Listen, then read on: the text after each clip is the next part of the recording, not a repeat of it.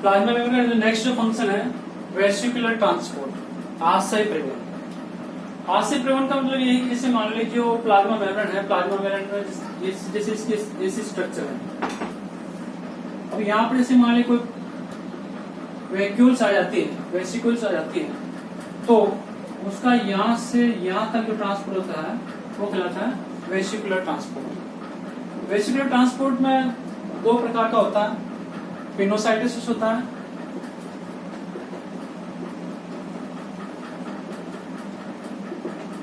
Pinocytosis और phagocytosis.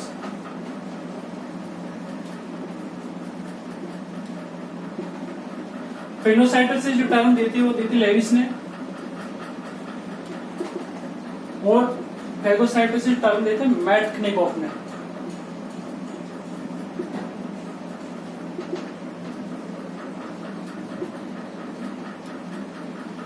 Pinocytosis जो process है, पिनोसाइटिस प्रोसेस के दौरान जो ये वेसिकुल्स होता है, वेसिकुल्स में जो पार्ट जो द्रव पदार्थ होता है वो किस रूप में होता है, लिक्विड फॉर्म होता है, तरल पदार्थ के रूप में होता है।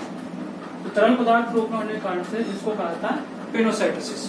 जबकि यदि ये पदार्थ तरल पदार्थ में ठोस कणों के रूप में अगर होता है, किसमें, ठोस कणों के रूप में अगर होता है, तो वहां पर इसको कहा जाता है फेगोसाइटोसिस। और अगर द्रव रूप में है तो इसको पिनोसोम्स कहा जाएगा, और यहाँ पर क्या कहा जाएगा, फेगोसोम्स कहा जाता है। इस प्रकार से वेसिकुलर ट्रांसपोर्ट की क्रिया होती है। ये जो दोनों जो प्रोसेस है, ये दोनों प्रोसेस एंडोसाइटोसिस की प्रोसेस होती है। एंडोसाइटोसिस मतलब कोशिका के अंदर जो वेसिकल्स हैं उनका इंट्रोड्यूस होना, अंदर आना। तो ये क्रिया किसके माध्यम से संपन्न होते हैं, प्लाज्मा मेम्ब्रेन के माध्यम से संपन्न होती है। और यदि जब इनका ये जो वेसिकल्स हैं, पिनोसोम्स और फेगोसोम्स, इनका जब पाचन हो जाता है लाइसोसोम्स के माध्यम से, और लाइसोसोम के माध्यम से पाचन होने के बाद में जब अपचित जो ठोस कण होते हैं उनको जो बाहर निकालने की जो प्रक्रिया होती है वो एक्सोसाइटोसिस कहलाती है। एक्सोसाइटोसिस, और एक्सोसाइटोसिस में क्या होता है, जैसे मान लीजिए यहाँ पर जो कोशिका द्रव्य में जो अपचित पदार्थ कण है, अपचित पदार्थ कणों को प्लाज्मा मेम्ब्रेन के माध्यम से ठोस कणों के रूप में बाहर निकाल दिया जाता है, और ये क्रिया क्या कहलाती है, एक्सोसाइटोसिस की क्रिया कहलाती है। अब अगला जो इसका कार्य है, प्रोटेक्शन ऑफ सेल।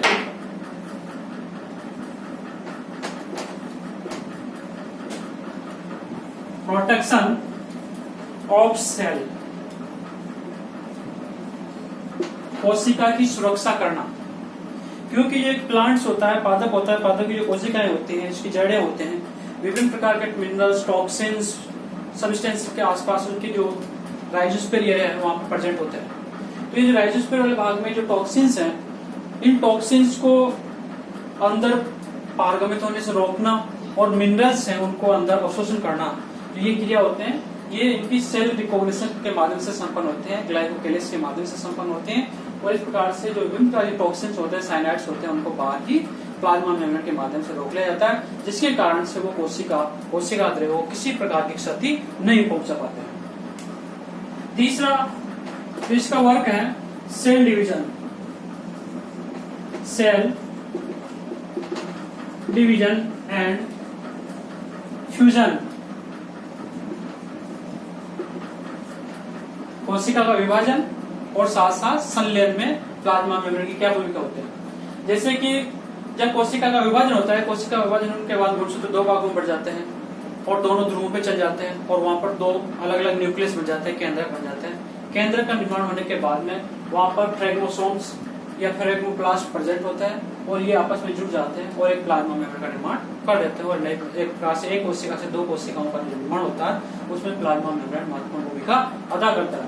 इसी प्रकार से दो गैमेट्स जब आपस में पास आते हैं, तो पास होने के बाद में उनकी जो दोनों की जो अंतस्थ जो झिल्ली होती है, प्लाज्मा मेम्ब्रेन होती है, वो क्या होते हैं, विलुप्त हो जाते हैं। और विलुप्त होने के बाद में दोनों कोशिकाएं क्या होते हैं, फ्यूज्ड हो जाते हैं, संलयित हो जाते हैं। इस प्रकार से प्लाज्मा मेम्ब्रेन सेल डिवीजन और फ्यूजन इन दोनों प्रोसेस में महत्वपूर्ण भूमिका अदा करती है। नेक्स्ट है रीजनरेशन।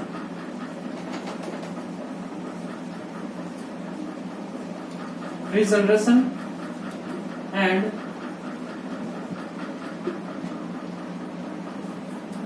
रिपेयर।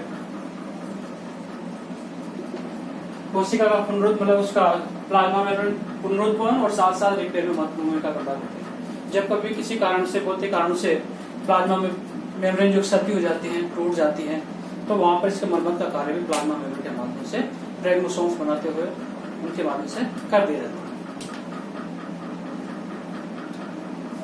नेक्स्ट जो वर्क है श्रवण, सीक्रेशन। सीक्रेशन, श्रवण, प्लाज्मा मेम्ब्रेन सीक्रेशन के रूप में भी कार्य करते हैं, श्रवण का कार्य भी करते हैं। कैसे? जैसे मान लीजिए कोशिका है, उस कोशिका में जो राइबोसोम्स होते हैं, राइबोसोम्स में प्रोटीन संश्लेषण होता है, प्रोटीन संश्लेषण होता है, और ये जो प्रोटीन संश्लेषण होने के बाद में जो कोशिका द्रव्य है, कोशिका द्रव्य में रफ एंडोप्लाज्मिक रेटिकुलम पे वहां पर स्रावित कर दिए जाते हैं। रफ एंडोप्लाज्मिक जो रेटिकुलम है, वहां से इन प्रोटीन्स को गोल्जी बॉडीज में स्रावित कर दिया जाता है, और गोल्जी बॉडी के माध्यम से जो बनने वाली जो कण है, प्रोटीन्स है, उनको प्लाज्मा मेम्ब्रेन में और ट्रांसपोर्ट कर जाता है। प्लाज्मा मेम्ब्रेन क्या करते हैं, एक कोशिका मतलब जो प्लाज्मा मेम्ब्रेन साइटोप्लाज्म के अंदर उनको क्या करते हैं, सीक्रेट कर देते हैं। इसी प्रकार से प्लाज्मा मेम्ब्रेन विभिन्न प्रकार के जो गम होते हैं, टैनिन होते हैं, उनका सीक्रेशन का कार्य भी करते हैं। दूसरा, इसी प्रकार जो प्लाज्मा मेम्ब्रेन के बाहर की जो झिल्ली बनते सेल वॉल होती है, वहां पर क्यूटिन, सुबेरिन, लिग्निन आदि विभिन्न प्रकार के केमिकल कंपाउंड्स का सीक्रेशन का कार्य भी इसके माध्यम से संपन्न किया जाता है। नेक्स्ट, इसका जो छठा कार्य है ऑक्सीडेटिव फॉस्फोरिलेशन। छठा जो वर्क इसका ऑक्सीडेटिव